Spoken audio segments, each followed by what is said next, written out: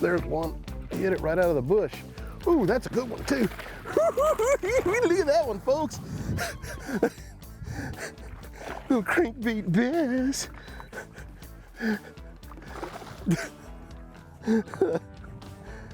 Gotta be careful of them trebles, man. Careful of them trebles. He got it good. Come here. Come on in here. Come on in here. Ah. You like how I lip grip him really hard? Boy, I'll tell you what, man. There's nothing worse than a treble hook in your hand. Folks, today we're here towards the evening hours down at Roosevelt Lake. Look at that. I popped it out of a tree and managed to get that little dude. That's a beautiful fish right here at Roosevelt Lake. Good, healthy one. We'll get him back. I'm throwing a Strike King 6XD. And today we're just kind of, fill my line. I went through some trees. I'll retie real quick. But today we're hitting some points, some ledges. We're gonna get up on some flats a little bit, try to find out where some of these bigger fish are. We had a great week. And when I say we, I mean Matt Schur and I had a great week here last week and won a tournament. And we did some cranking, some drop shotting. Sometimes you gotta drop right on their nose. And you know, they get kind of fired up a little bit here just before dark. So I thought, well, let's go out in the afternoon and try it. It's hot summer, where the night tournaments are going on. But our issue has always been, we could catch them just before dark, but boy, after dark, it's like somebody shut the lights out or something and we couldn't get bit. But I'll tell you what, let me retie this.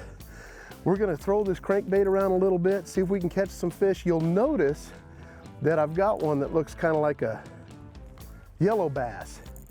You know, the one thing we had noticed is that, you know, we were throwing some shad patterns, caught them on some of the like the sexy shad patterns and things like that, but the yellow bass, you know, some of those bigger bass like to get up and eat those yellow bass. So I thought, you know what, let's throw this tonight and see what happens. But you know, we caught some giant fish off that little dude. That's a good bait for sure. And you can get out here and just throw it out, get a little success going on it, have some fun. You know what the best part of tonight is? We got a little wind. It's perfect for a crankbait. So we'll throw it for a little while and see if we can get bit. Let's retie. You'll notice I'm kind of fan casting up shallow out to the deep. I'm just checking to see where they're at. These fish will move up and feed just before dark. And we had noticed that a lot of our fish were coming in shallow. You know, we were catching them in 15 foot of water, 16 foot of water, but they'd belly up in your live well. That's because they're coming from the deep to come up and feed and then come back down. So they've been living in that deep water all day, and then they come up to feed real quick, and then they want to go back down. There's one. There's one. Oh, there's another one with him. There was another one with him. That one ain't very big, but it's a fish. There was another one about the same size with him that came out of that tree right there. Come on, buddy. Trust me when I tell you, you want to be really careful. And when you get a good grip on these fish, hold it and don't let them flip on you. There we go. He's only about a pounder. Maybe a little over a pound, but he ain't very big. But there was one following him, so we'll just keep fan casting around. One thing I love about having spot lock on my trolling motors, when you do find a few fish, you can just lock it in and just make some fan cast. We're kind of on this ledge, it kind of slips out. You know, we're in 19 foot of water here, so that 6XD gets it down there for sure. A lot of times when you ricochet it off of a tree or something down there and that bait just ricochets, man, that's usually when you get your strike. Here's the bait we're throwing, folks. You can see this is the 6XD with the lip. This is what I was talking about. You can go to some of the bigger lipped crankbaits that'll get down there in 25 foot of water. You know, this is the 10XD here versus the 6XD. You could buy all kinds of different baits depending on the water depth that you're fishing, okay? So if you're going to real deep water, if I'm fishing 25 foot of water or something like that, 30 feet of water, you go to this bigger one. You know, if you're up in the shallows and you're fishing pebbled rock and the fish are way up shallow and you got a big flat, you know, it's a lot of fun to throw this big wobble, you know, square bill. They all have a different action to them. A lot of, there's some that'll rock back and forth. A lot of them will wobble. Lips like this will make the bait wobble, you know, and then then when you're fishing kind of mediocre water, 5 foot of water, maybe down to about 8 foot or something like that, you can go to something like this little wiggle wart or something like that and match your hatch or your fish, things like that, or your shad a lot of times will help. But my theory has always been, if the shad are this big, why not offer them a little bit bigger prize, you know, to go after? And a lot of times when that bait sticks out a little bit more than the size of the bait that they're going after, you know, it looks like a nice meal. That you go to the buffet, you want the bigger steak, you're not gonna go for the little small one. So, you know, you're gonna pick the big one out, and that's what the fish will do. So that's what we're doing here. And we're getting down there a lot deeper with this bait, fishing at 17 foot of water, you know, 15 foot of water, things like that. So, you know, you got different baits to choose from. Color-wise, if you're fishing muddy water, the yellows, the chartreuses, the whites work really good. And towards the evening, clear water, you know, I like the darker colors. I'm going with this you know, I call this almost the yellow bass color. You know, it's really a nice looking bait, and it works really good in a little bit dingy water. We're fishing dingy water. It's got rattles in it. Some have rattles, some don't. I prefer rattles. I saw the difference between rattles and not rattles last week. It makes a difference, let me tell you. So, you know, just depending on the kind of water that you're fishing, the water clarity will dictate what kind of crankbait you're gonna throw. If you're fishing a lot of grass, that's when you go with the lipless crankbaits, and you can rip it through the grass. So things like that go a long ways. And when I say lipless crankbaits, I'm talking about rattle traps, Cordell spots, things like that. They work really good, your LV 500s. So think about that when you go out fishing next time. But the one thing very important about a crankbait that I like is I like to be bumping something. If I'm hitting the tops of trees or I'm ricocheting it off rocks, you know, a lot of times your bills will look like at the end of the day when you're in rock, it looks like it's been through war. And that's what you're wanting. Thump that thing off those rocks, ricochet it off trees. You know, things like that will really make a difference on whether you're gonna catch fish or not. If you're in open water and you're just slow rolling it, you're kind of throwing out to the wind a little bit. You'll still catch fish because the bait does have action, but a lot of times that's when I add the speed to it. I'll either bring it in fast or stop and go or pull it and stop it, things like that. Get those fish to react on it. These are reaction baits, so fish will react on these baits big time. It'll blow by them and they'll just reach out and grab it. Fish don't have hands. They feel everything with their mouth. So if it goes by them, even in muddy water, a lot of times at a speed, they'll just reach out and grab it. So something to think about. One thing I'll look for this time of year, folks, is some of them grebes. If they're in the area, a lot of times the shad are in the area. They love shad. Oh, did I get him? I think I got a little fish. I do. Came right over that limb and he hit it. He ain't very big. Ain't quite as big as that first one. Still a nice looking fish though. These are that's a little quality fish. Come on, buddy. Kind of hoping to get the big one. Ooh, that's gonna be fun to get out. Come on in here. Let's see what we can't do, friend. I don't know how in the world they get it back that far. They slap at it, is what they do when it comes off that tree. They slap at it. Little Roosevelt Lake bass. I love it. You know, there's different kinds of lines you can throw when you're doing this crankbaiting. You know, I'm throwing it on a little bit heavier line tonight because I don't know. You know, I'm using a little bit bigger crankbait. I want to be able to drag it through the brush. Some guys like to use 12. It gets down there a long ways with 12. You can go up to as far as 17, depending on the size bait you're using. If you're throwing a smaller bait and the deeper you want it, the lighter the line you want to go to. You know, fluorocarbon is such a small diameter. I believe like a 14 or a 16 pound or a 17 pound fluorocarbon is about equal to an old, you know, 12 pound monofilament, you know, as far as diameter goes. So you can get it down there. Plus this sinks. Get away with it a little bit more. On a smaller bait, I'd go a little bit lighter. There's one. He hit it right as I slowed it down. That's not a very big one. We might have to go find where the big ones are. One thing you'll find about when you're running around doing this kind of fishing, I'm gonna make sure I don't get my hands in there because those little ones really get you. There we go.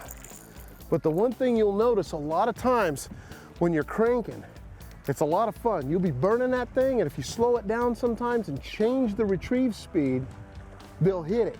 Or if you're slow rolling and then pick up the pace a little bit halfway through your deal, a lot of times you'll get hit, you'll initiate a strike.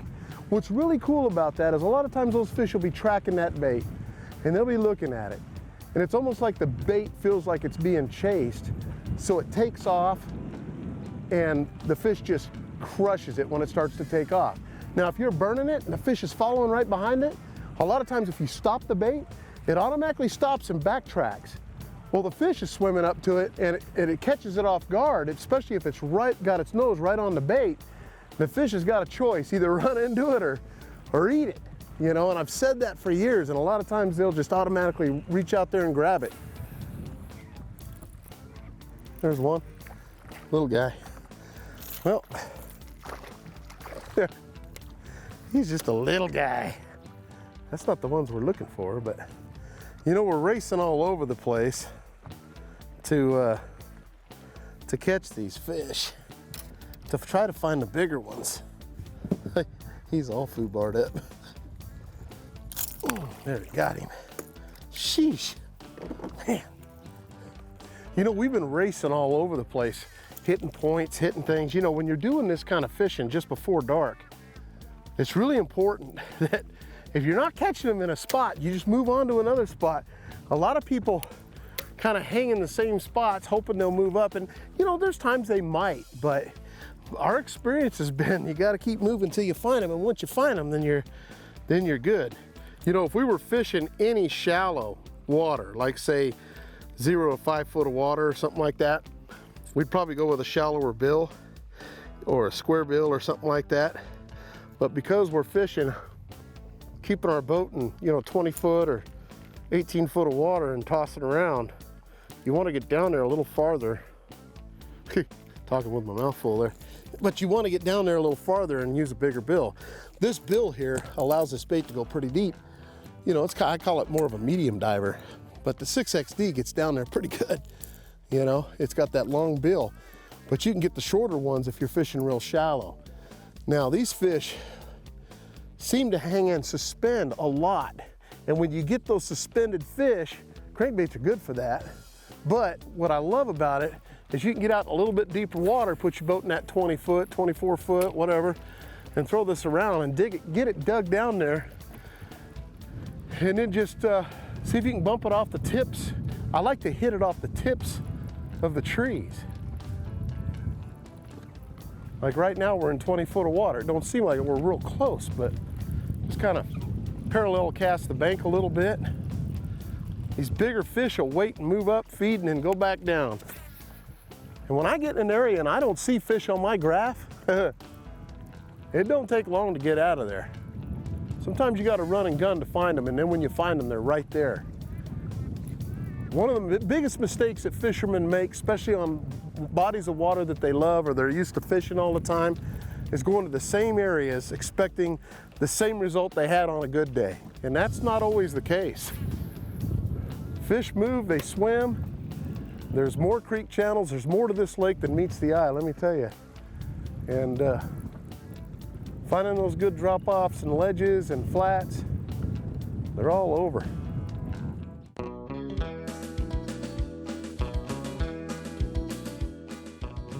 Hey folks, for my tip of the week, one thing very important to remember, we're throwing crankbaits. You have to wear eye protection. I've told people a lot of times that, man, it's very important anytime you go fishing to wear eye protection, but it's really important to wear eye protection when you're throwing treble hooks and slinging treble hooks around. So, you know, you can get a clear pair of glasses for the night fishing going into night, but I even think at night I have to wear prescription glasses, so it's easier for me to remember to wear clear glasses at night. But I'll tell you what, man, it's very important. You don't know if you're gonna get a lure in the face or something, but always get yourself a clear pair of glasses for night fishing. And when the sun starts going down, you gotta get rid of the sunglasses, go right to those clear glasses. Just a little safety precaution for you so you don't get a hook in the eye. Hey folks, you know, a lot of us spend a lot of money on these boats and we like to bling them out a little bit. Just like you do your car or your truck when you buy a new car, you put wheels on it, you do little certain things to it to make it look really cool. Well, DD26 has come out with some great products for you to be able to do that. One of them is the little signal, or what I would call the Pro Trim knob. And it's real easy. You can buy these in any color you like, that maybe one of your favorite colors of your boat. I like green, obviously, but it's real easy to switch these out, add a little bling. You can see this one's black that comes factory. You can take this off, it just unscrews. This is just to add a little bling to your boat. This one goes right on. It is made to screw right on there, and looky there. We just added a little bit of bling right there to our steering wheel. Lots of fun things and great products at DD26. Be sure to check them out and bling your boat out.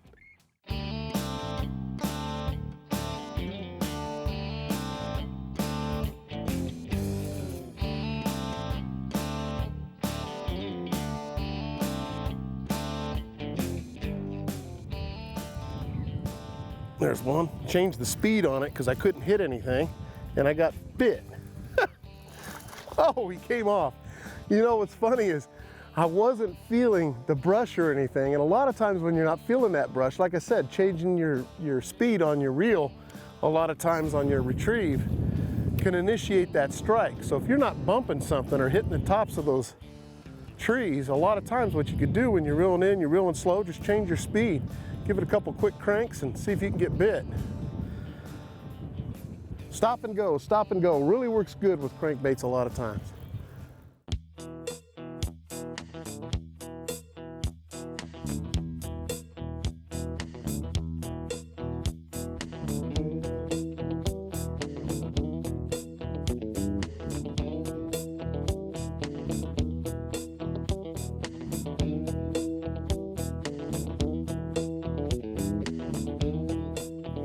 Well, it's starting to get a little dark on us.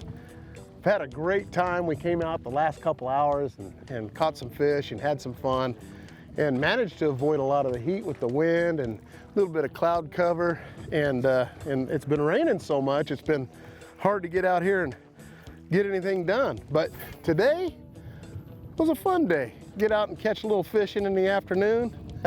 We don't get to do that very often. Usually it's all mornings for us.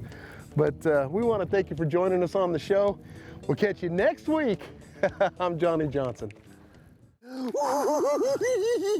Now, see, that's what I'm talking about, folks.